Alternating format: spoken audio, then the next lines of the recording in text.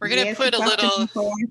we're going to put a little do now in the chat box to get you guys engaged and in the Google slide deck that we'll be using today. And we have a question for you just to start thinking about conservation enterprises. What is the last conservation enterprise product that you purchased or otherwise supported? Really hoping to see a great diversity of answers there. And I'm actually going to put my own in there too.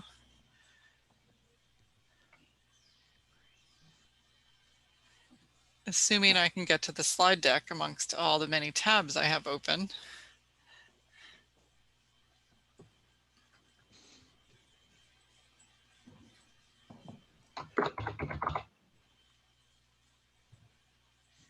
So we're just going to give it a minute or two for people to get connected and situated. So please do go ahead and put in what was the last conservation enterprise product that you purchased or supported.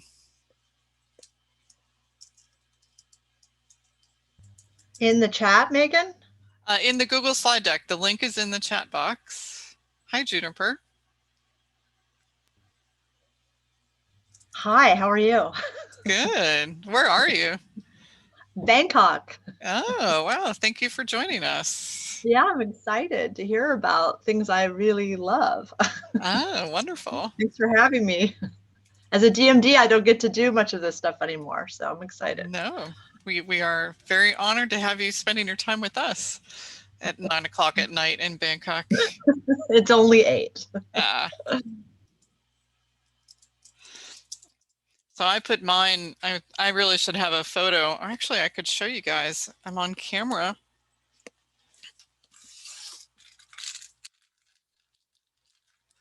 I have these beautiful face masks made by Kuna Women in Panama that I'm helping an enterprise there sell for marine conservation purposes and to support the Kuno Yala community. I'm seeing Ibis rice cakes. I definitely want to know about those. Coffee from El Salvador. That sounds wonderful. Baobab juice. 2 honeys. Organic soap. Carob syrup from local community in Piura, Peru. That sounds good too.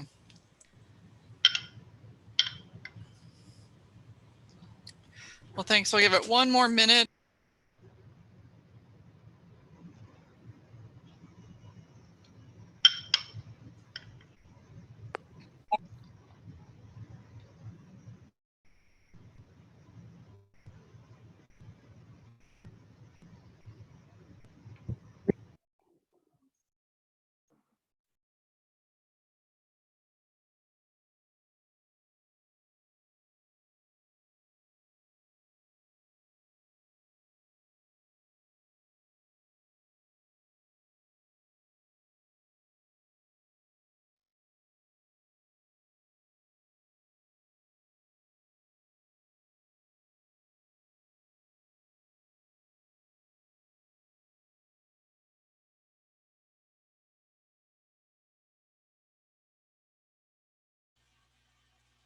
Am I muted?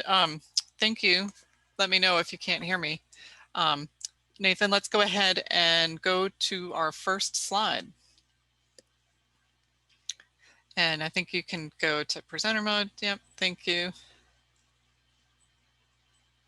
So our webinar today is really to focus on lessons from 5 sites that we have worked with over the last couple of months now in what we call the Conservation Enterprise Impact Lab. If you want to go to the next slide, please.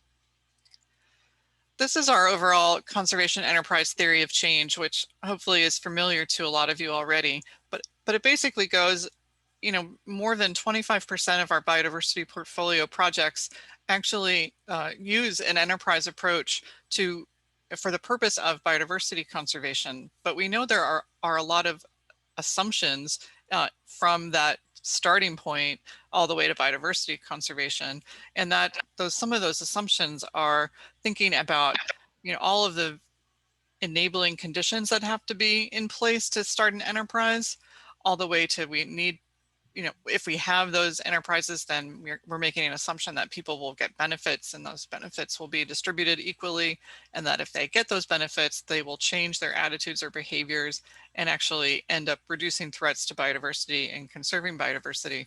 But we know that that is all a lot harder to do than it is to make this hypothesis about. So if you go to the next slide, please. We've created a lot of learning materials just to help unpack a lot of those assumptions, all the way from, doing an assessment of 25 years of enterprise approach. You can just click through all these, Nathan, please. And we make all of these materials available to people, but how do you know if you actually ever use them? And so if you go to the next slide, we focused our work over the last year, I would say, in really creating what we call the Conservation Enterprise Impact Lab, where we had a series of 5 facilitated conversations with AID's biodiversity conservation enterprises from around the world. And those are the people you're going to hear from today, and really went step by step through our theory of change to talk about those enabling conditions. How do you ensure that stakeholders get benefits? How do you know if people are changing attitudes and behaviors? And all the way up to sharing back those lessons today. If you go one more slide, please. We are here in our learning group webinar, and then one more slide where we're, and you can click through these two, Nathan, please.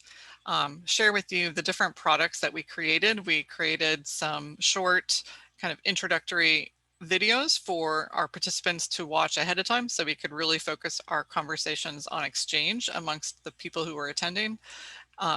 Participants filled out a workbook in preparation for our facilitated sessions, and created these wonderful theory of change posters that we're going to share with you today. So if we go one more slide, please. This is the wonderful lineup of speakers that we have from Peru, Madagascar, Uganda, Malawi, and Zimbabwe. And I'm going to kick it off and introduce Marioldi Sanchez from USAID Peru's Alianza Forestal activity. So Marioldi, over to you now to kick us off. Thank you. Thank you, Megan, and hello, everybody. Many thanks for the opportunity to share. I will present now the section Enabling Conditions of the Theory of Change. Next, please. Okay, this poster shows the theory of change of our initiative, which supports indigenous communities from the Amazon of Peru for the production of forest and agroforestry products. I am associate of IDER, a Peruvian NGO, and we are directly supporting these indigenous communities to build enabling conditions for these enterprises. And as a result of this support, we expect that these communities will have increased and more stable incomes that will be channeled to finance communal forest management activities, such as control and surveillance and forest restoration. And this will lead on an important reduction of deforestation, as the communities will have the financial resources required to address these threats, and therefore they will conserve around 120,000 hectares of Amazonian forests and its biodiversity. So this is a short overview of our theory of change. And in the next slide, please, I will explain a little bit about the conservation enterprise model that IDER is supporting through our initiative named the Forest Alliance. So 7 indigenous communities are organized under productive committees inside the communities to develop several enterprises based on the sustainable use of land and forest resources, such as cocoa, timber, natural rubber, handcrafting, mainly these enterprises. And these committees are establishing commercial agreements with an indigenous-owned small-sized company named Nibiri. Nibiri company is operating as the business aggregator of the communities as they buy the products from committees, storage, give added value, and sell the products to better markets. So this is like an overview of the conservation enterprise model we are supporting. And in the next slide now, I will talk a little bit more about the enabling conditions we are supporting?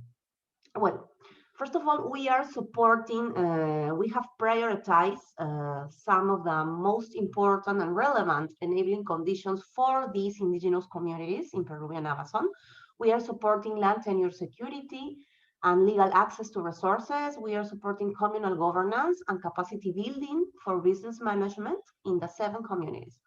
And our assumption is that if these enabling conditions are set in the indigenous communities, committees in the communities will operate under a business approach and will have the capacity to sell products to Nibiri company and increase their incomes.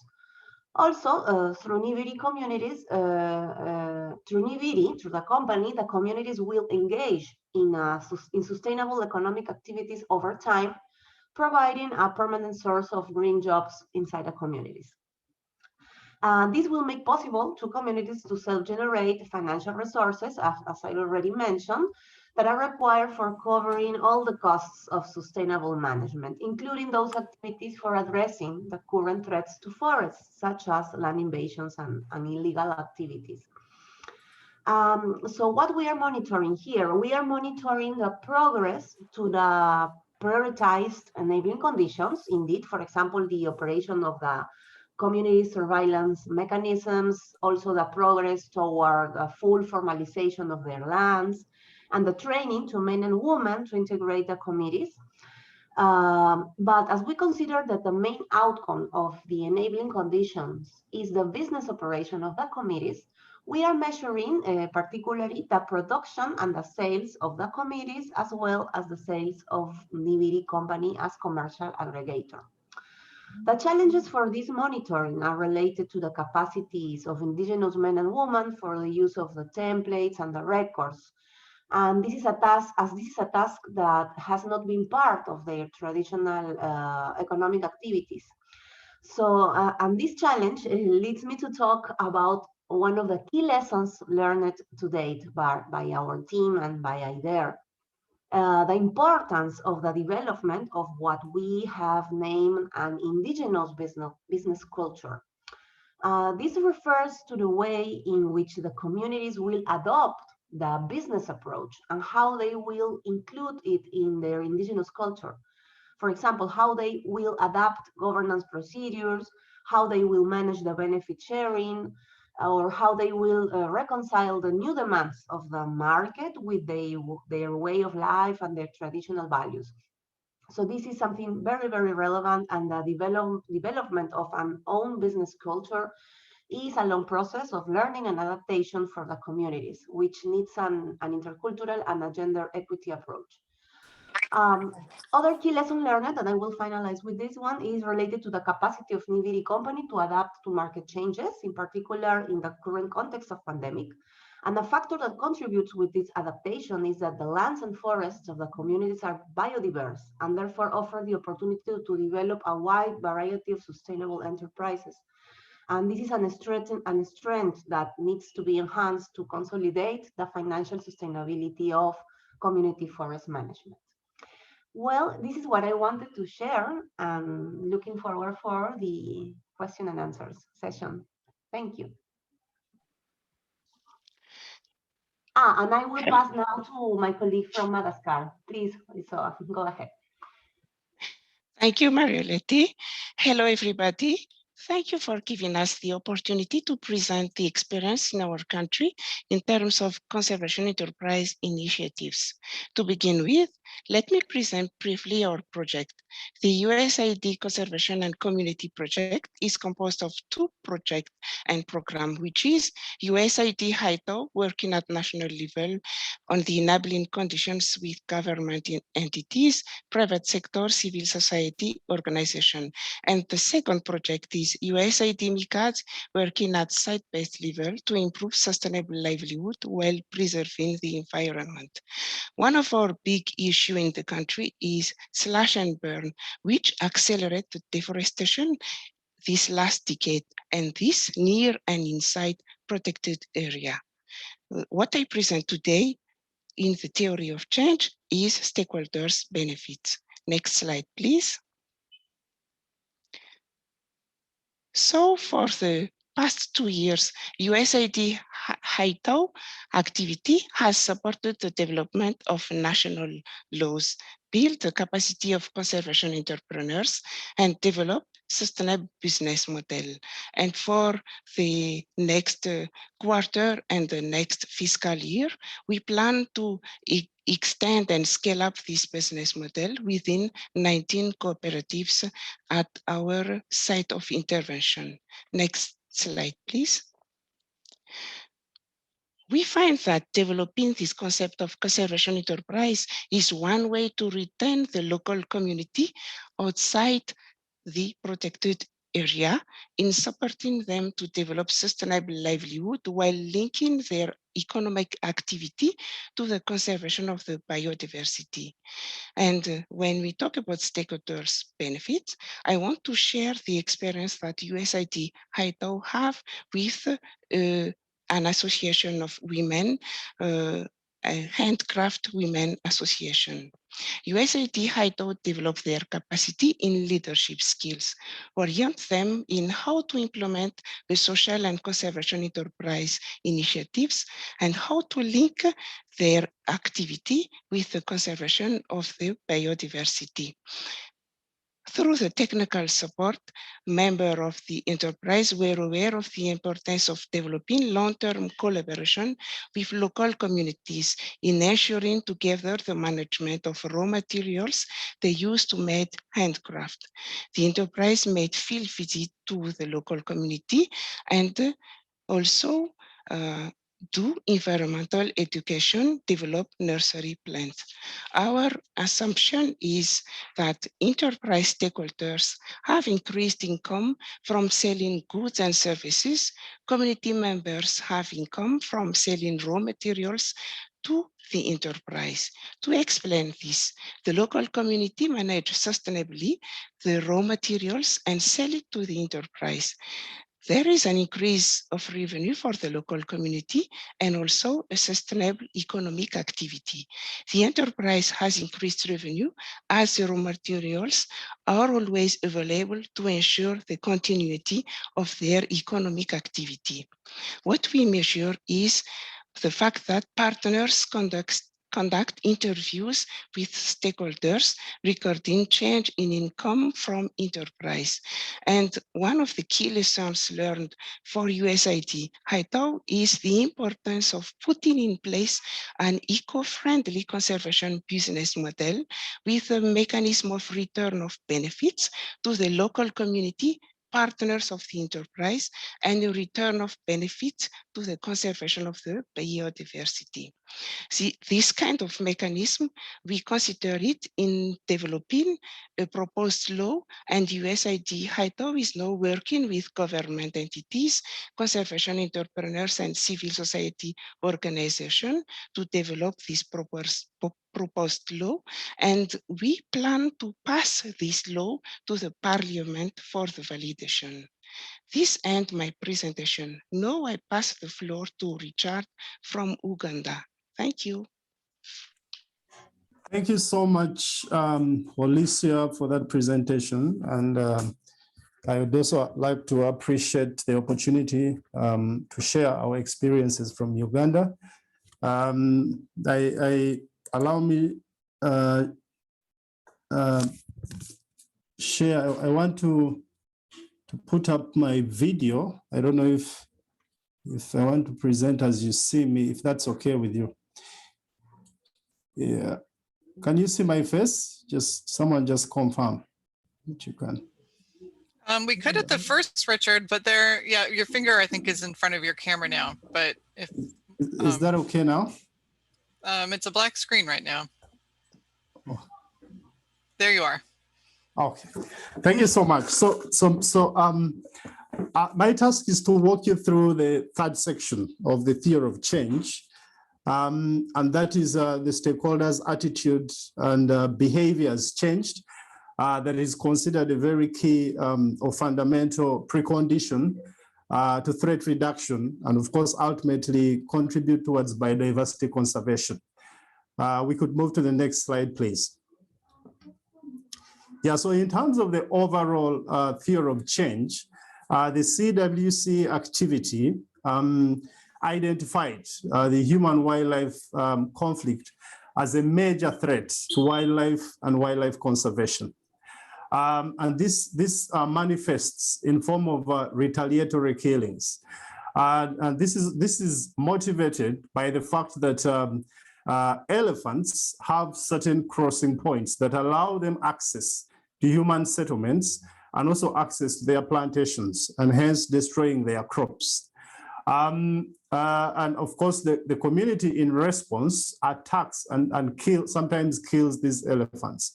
That is one side. But also the other motivation that I'll be speaking about in detail is that there's a huge mindset or attitudinal challenge. Ideally, when these incidences happen, we expect that these communities, if they had the right attitude and the right mindset, would reach out to the park authorities to report some of these incidences, but also engage them in dialogue to ensure that they can together work out a solution to be able to address, a peaceful solution to be able to address the strategy. But instead, they decide to take it upon themselves to attack and sometimes kill these elephants. And that is considered wildlife crime, according, of course, to the Constitution of Uganda.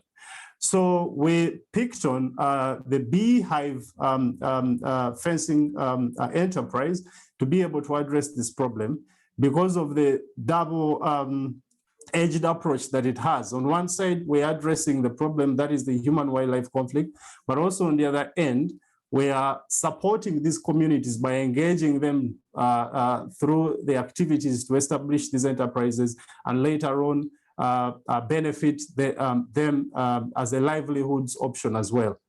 Could we move to the next slide, please?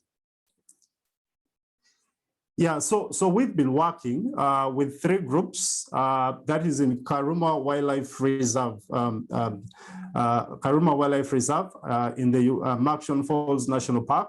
We are working with 3 groups that have an average of about 15 participants.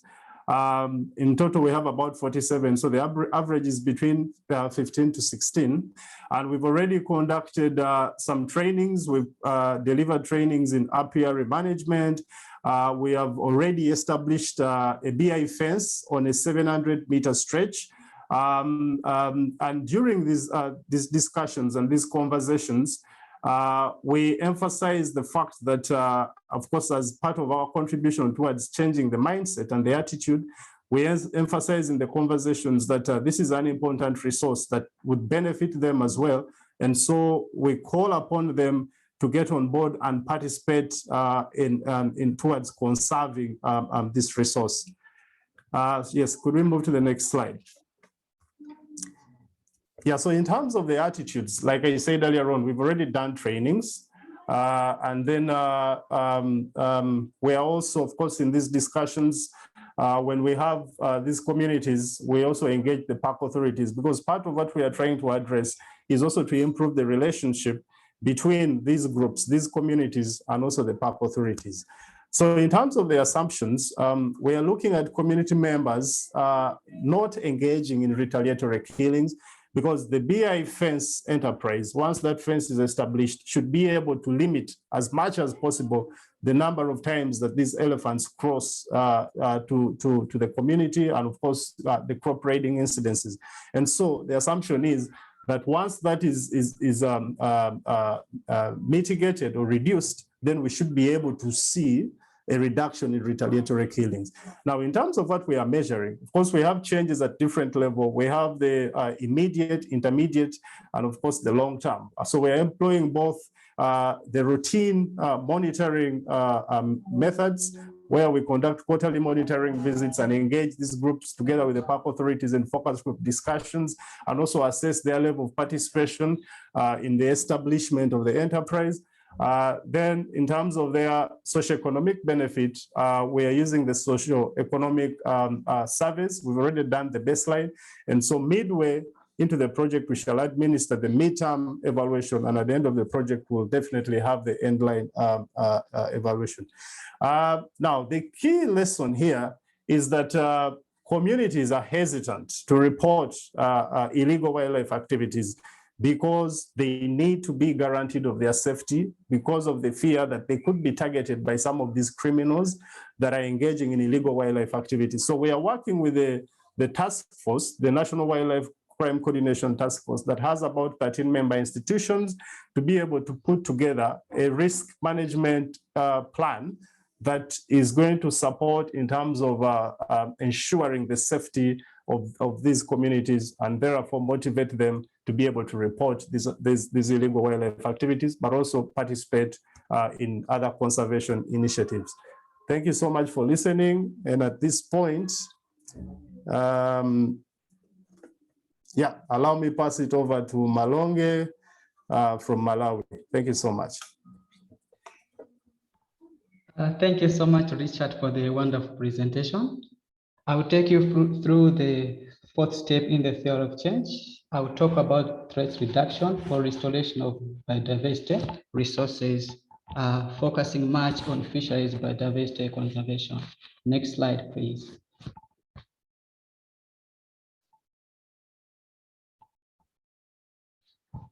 So what we are doing in Malawi under the Restoring Fisheries for Sustainable Livelihoods, REFRESH in short, we are supporting conservation enterprises, for example, through capacity building, linking the enterprises to formal financing opportunities, as well as supporting them to develop sustainable business development plans, which are conservation sensitive. So we believe that through that, the conservation enterprises will be able to support the fishing communities so that at the very end, threats will be reduced. Next slide, please.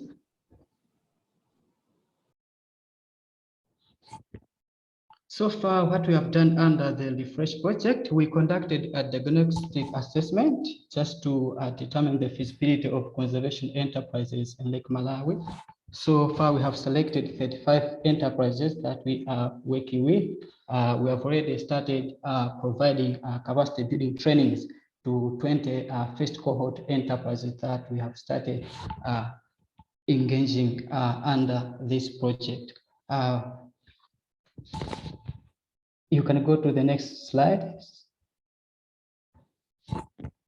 So the main threat that the project is trying to address is overfishing. Overfishing is a major threat that we are experiencing in Lake Malawi. So through this project, through the support that we are providing to the conservation enterprises, we are trying to diversify livelihood option for the fishing communities. The conservation enterprises are there to create jobs as well as provide market to the fishing communities, so that at the very end, threat should be reduced and there should be restoration of fisheries resources. So the overall assumption under this project is that overfishing would be reduced through the alternative livelihood options that will be brought in.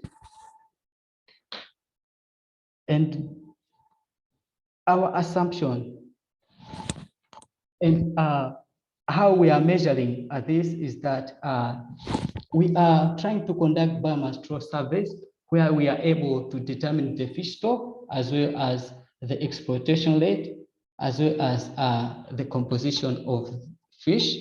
So the enterprises that we are working with are in the range of in the categories of ecotourism, fish processing,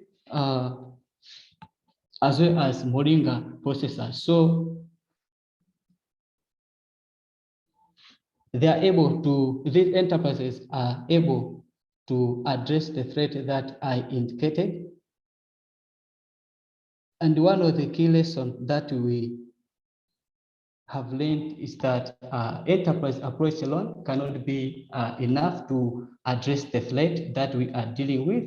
So it is proper that there should be a complementary strategy approach where other interventions should also come in, so that at the very end, the threat should be reduced and also fisheries biodiversity resources should be restored in the long run.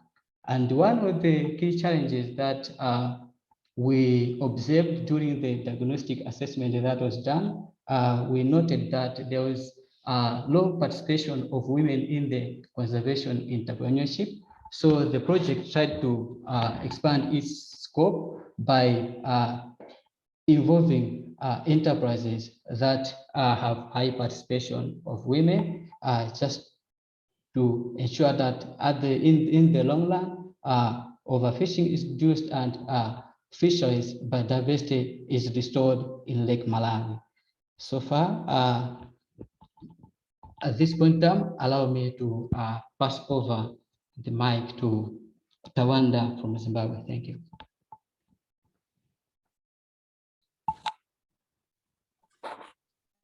Thank you, Malonje. So I'll make my presentation of on behalf of Zimbabwe.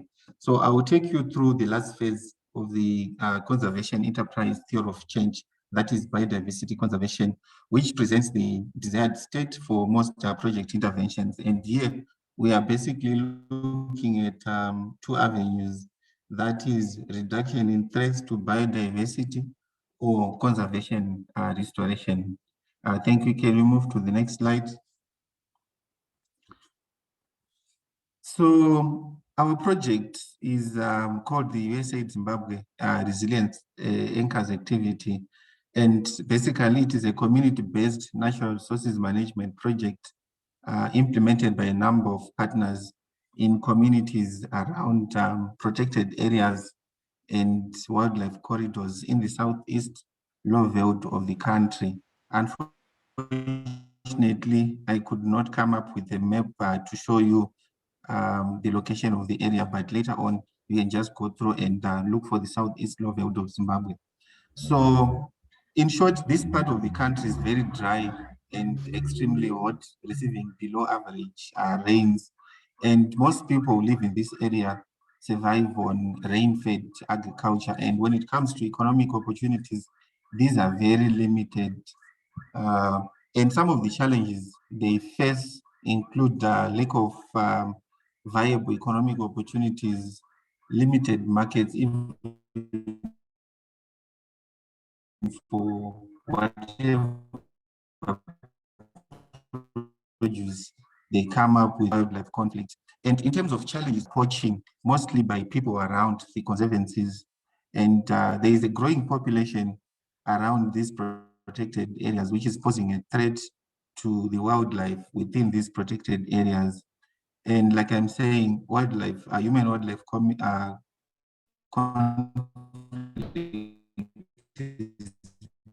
becoming a major issue. In looking at the theory of change again, we're saying when the different stakeholders put their heads and energies together and hold each other accountable, then there should be meaningful development, and community members should be more resilient. Okay, we move to the next slide. And the project aims to improve the resilience of community members in the southeast Lowveld by developing sustainable water infrastructure, governance systems, supporting diversified livelihoods, environmental education, and private sector engagement. Currently, we are in year one and we have done our baseline. We are currently looking for partners to do a resource mapping exercise, and very soon we're also going to have a roundtable discussion with the private sector just to find out who we can work with. Can we move to the next slide? So in terms of conservation enterprises we are targeting in this part of the country, these include harvesting and harnessing non-timber forest products, beekeeping, practicing and promoting conservation agriculture, promoting nutrition gardens, agroforestry, art and crafts, and also eco and cultural tourism. And we also work with a number of assumptions, which we will then use to make sure that our interventions are effective and we also achieve the desired results. And some of the assumptions include ensuring that there's forest cover maintained and well managed by all the stakeholders. So we don't leave the burden to communities, but we're saying everyone should be responsible. Everyone who operates or who is should be held accountable. So we need to make sure that forest cover is maintained such that these economic enterprises will become real. And we would also want to see an improvement in river health and aquatic ecosystems. And we also want to see an increase in the wildlife population in and around protected areas.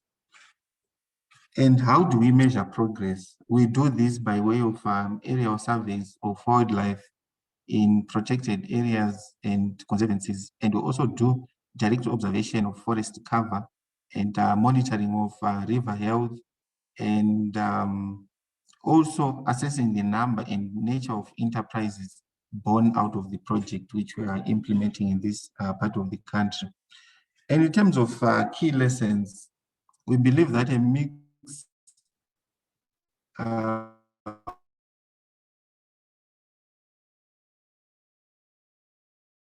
factors needs to be in place for biodiversity conservation. Is just one of the many approaches and strategies we can use, but you also need to make use of other approaches and consult widely together as our partners in development.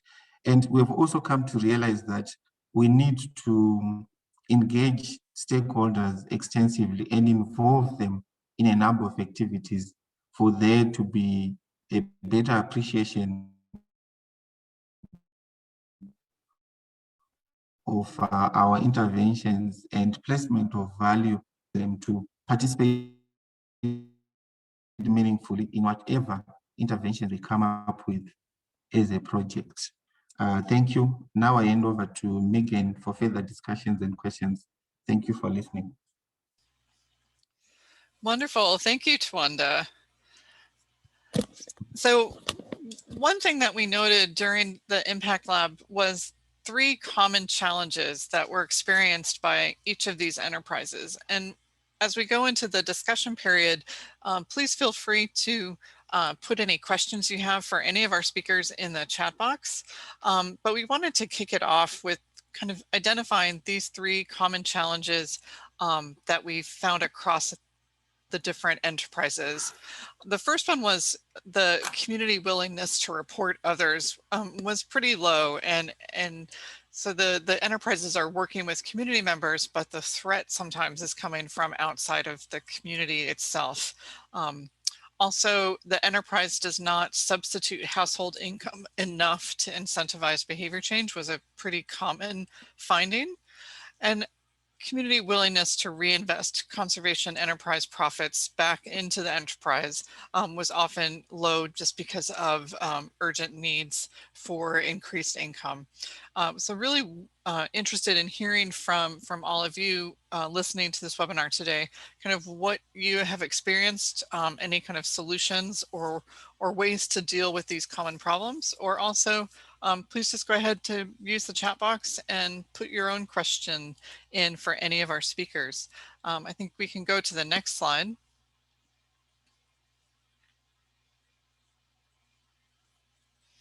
And we'll kick it off from there. I guess I'm interested from hearing from any of our participants, Marioldi or Tawanda, Zico, if you'd like to talk about how you are addressing the need for household income, kind of that last question. Who just came off? Was that? Yes, I can share some of our experience. Indeed, this is a key issue that recognizing that in our case, indigenous peoples in Peru are have been facing several limitations to access to markets, and the current incomes that they receive for their economic activities are very low because, well, most historically the economic activities have been for self-consumption, and the need of commercializing of having additional incomes, monetary incomes, is relatively very recent. So the experience interacting with markets is relatively new, and there are a lot of gaps on capacities and on this the incorporation of the business approach.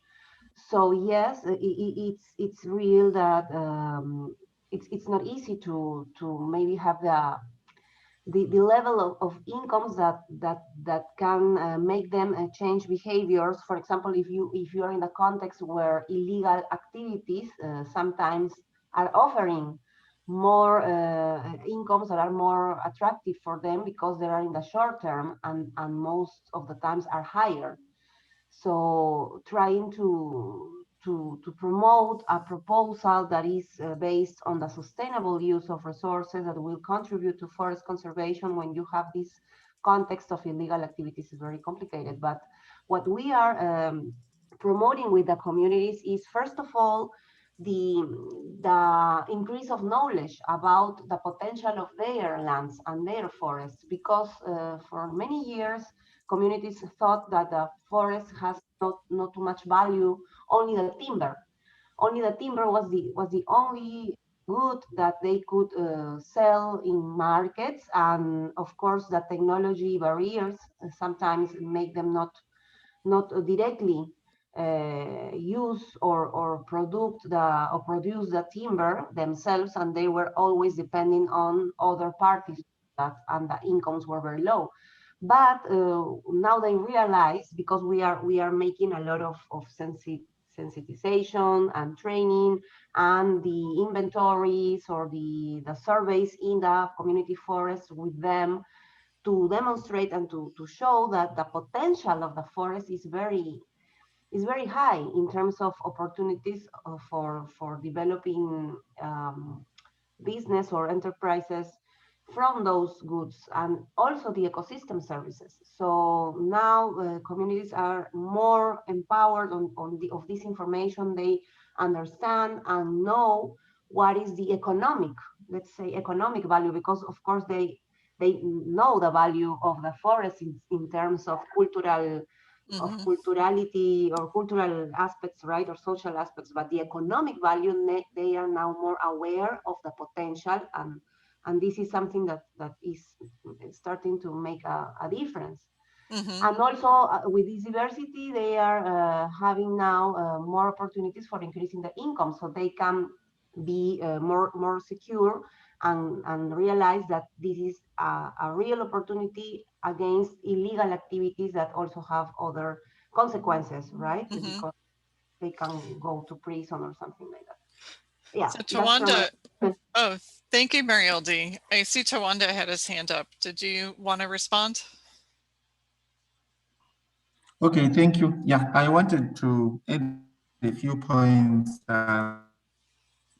in terms of raising incomes. So as a project, we introducing business skills concepts to these communities, because you realize that all along they've been running their businesses like social enterprises, but we are drifting to conservation-based business enterprises where everything is profit-driven.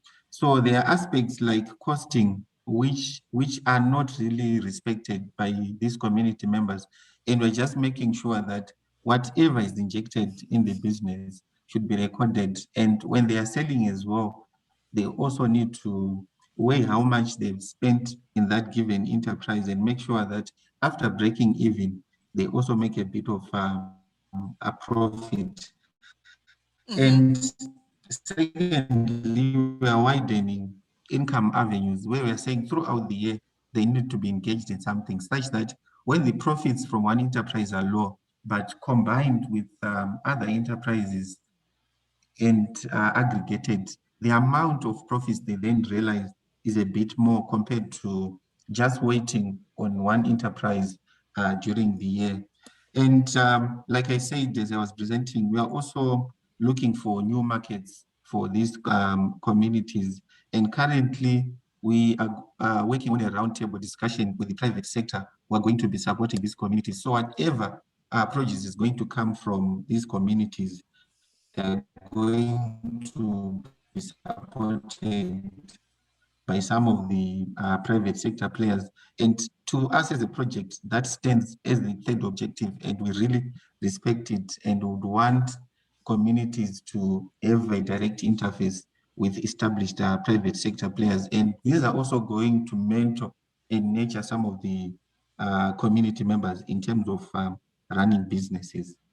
And lastly, I would say, whenever they get these more profits, we are also encouraging them to team up with others and invest as a group instead of as individuals, such that when you come as a group, the amount of money you gather is a bit more and can do quite a lot as compared to individuals. Thank you. Thank you. And I see, Richard, you have your hand up, and I wanted to acknowledge Jasiel's question in the chat box around usually in rural settings, entrepreneurial culture is very low. How have the activities addressed this in the target communities? And also, Heidi, thank you for your question about non-economic benefits for change in behavior. So Richard, perhaps you would like to speak to those, or go ahead, Richard. Thank you, Megan. Actually, yeah, what I want to say is partially a response to the questions that you've just read out, especially the first one.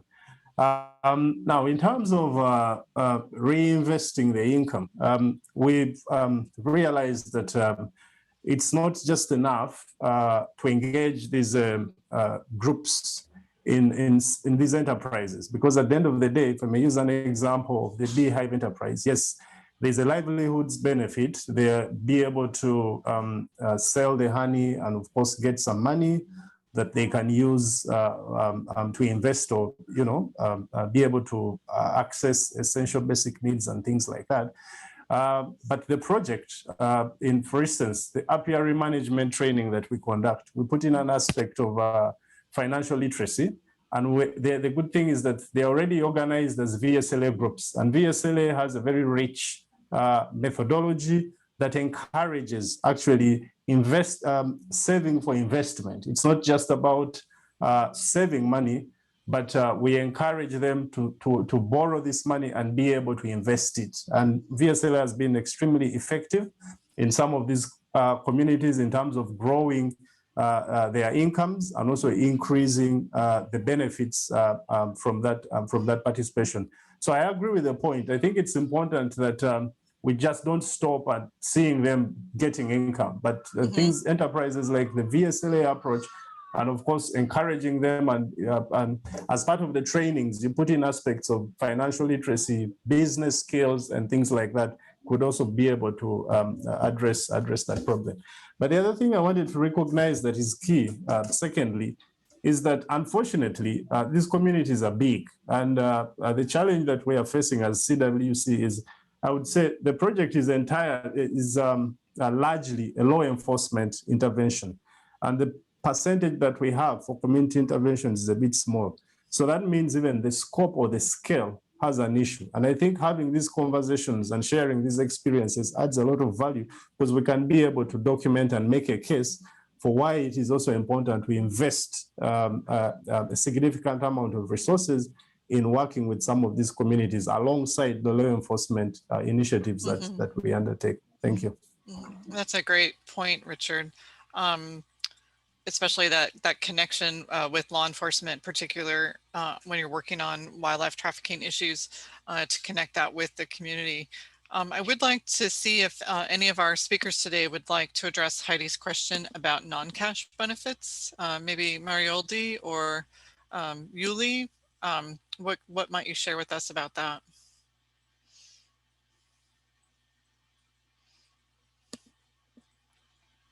Oh yeah, I can share. For example, in these communities, having or maintaining the FSC certification is something important I didn't mention that in my presentation. 2 of the 7 communities are FSC certified since 2005. And yes, I know that the theory says that if you are FSC certified, for sure, this is something that helps communities or operations to have or increase the incomes or have economic benefits. But sadly, this is not the case of the experience of communities in Peru. It's very hard. Still now it's very hard to ensure that an FSC certified product will have a higher price than others that don't have the FSC certification. So currently it's not about the economic benefits, it's more about the recognition. And this is something that motivates the communities, for example, having these standards, recognizing that they have been capable of maintaining these standards and this certification and being recognized by other stakeholders, by the government. They provide incentives to them to maintain these kind of enterprises and compliance with the management plans and with all the additional requirements maybe that regarding, for example, monitoring biodiversity or high value conservation forests. They do it because they feel recognized and part of something bigger. I don't know if this is something that could be considered like a non-economic benefit, because to date there is not a direct relation in terms of incomes. You know, I really hate to put people on the spot sometimes, but Judy Oglethorpe, I know you're there, and so is Netra. I would really love to hear just from your experience what you think about any of these challenges or any of these questions. So please do come off mute if you would like to say anything. I also know we have several of the project managers from the USAID side are on the line, and I wanted to invite you to also come off mute and talk about what you think about this theory of change approach to your conservation enterprises. Hi, this is Judy Oglethorpe here. Thank you very much for the opportunity. And it was really great to hear about this range of projects and these really interesting results with great monitoring. So thank you for all the presentations. Yeah, I mean, one thing that maybe we can add from the work of the Hariyuban program in Nepal was the big focus on governance within groups. And this was partly to make sure that the poorest and most marginalized people in communities, including women, could benefit from the enterprises. And the enterprises were, in many cases, designed to ensure that they could benefit meaningfully. And I think that, you know, having that good governance structure right from the beginning was really, really important. And having checks and balances in that, you know, with public auditing and group accounting being done was very important to sort of build the capacity of the groups. And then, yes, like we heard, you know, training in business management, accounting, enterprise management, very, very important. And then the other thing on the marketing side, really important to make sure that there actually is a market there and the enterprise will have access to markets. I think very often in the past, we've started off with good ideas and things that communities were interested in, but not necessarily made sure that they were market-based. So in the second phase of Hariyuban, having that market base really, really important to make sure it was going to be viable. But Netra, I don't know if you have anything to add. Thank you, Judy. Yeah, Judy, thank you so much, Judy, for covering that. And I totally agree with you. And yeah, thank you, Megan, and thanks to all presenters.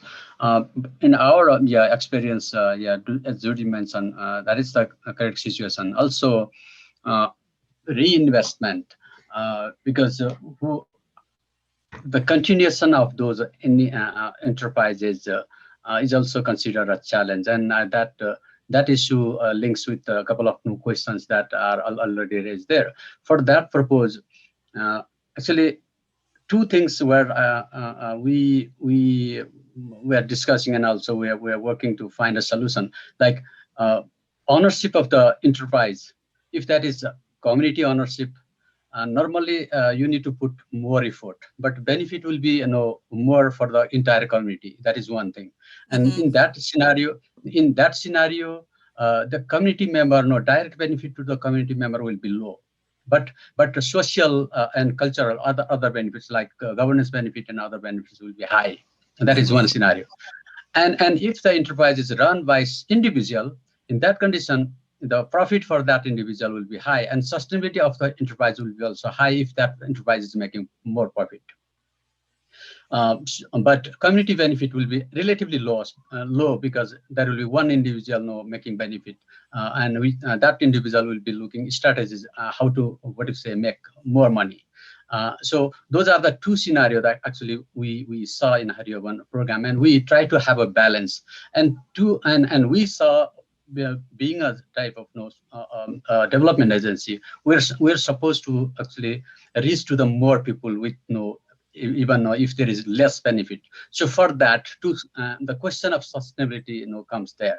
Then we try to link those enterprises with the local government authorities, and also linking them with the local businesses. Like, for example, a coffee enterprise in Pokhara, Phewa watershed, we try to link that with the business in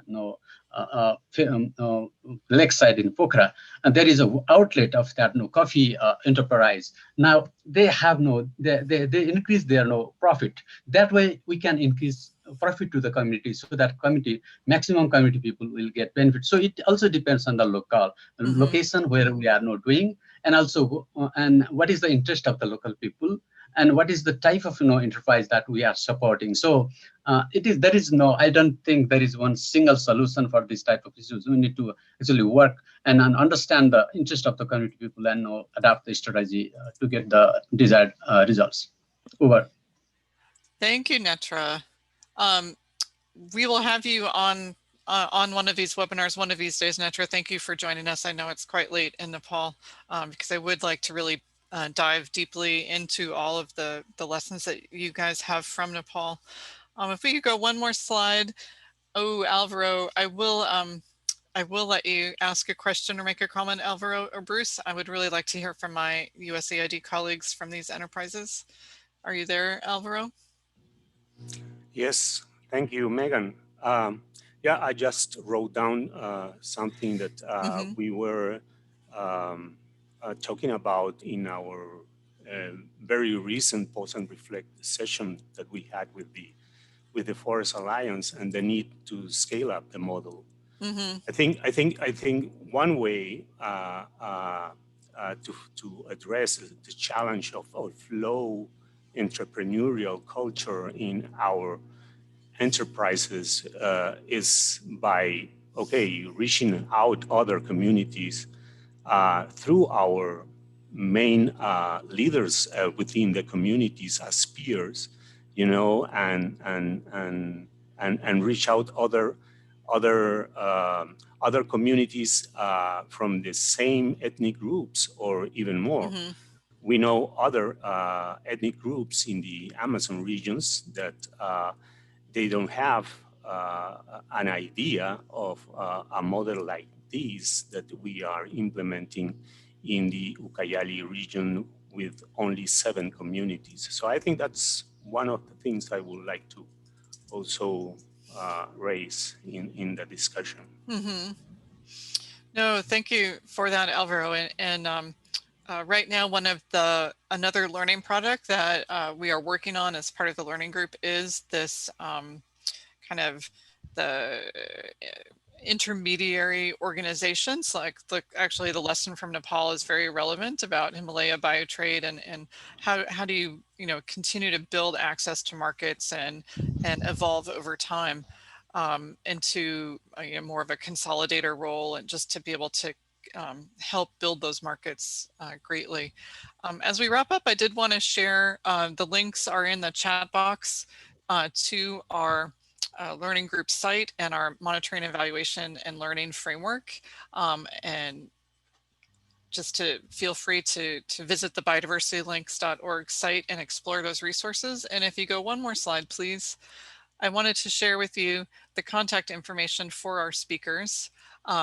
and really give a huge round of applause to Marioldi, Yuli, Richard, Zico, and Twanda, and all of these organizations for the dedication spent to put on their calendars 5 series of conversations and to watch videos and do a workbook to really dissect their theory of change for conservation enterprises. And also to give a huge thank you to the team at Measuring Impact, Judy, Ashley, Nathan, Lexine, for helping prepare these materials and bring this impact lab to life. So thank you all for joining us today, and I wish you all the best in your conservation enterprise approach for biodiversity conservation. Thanks, everybody.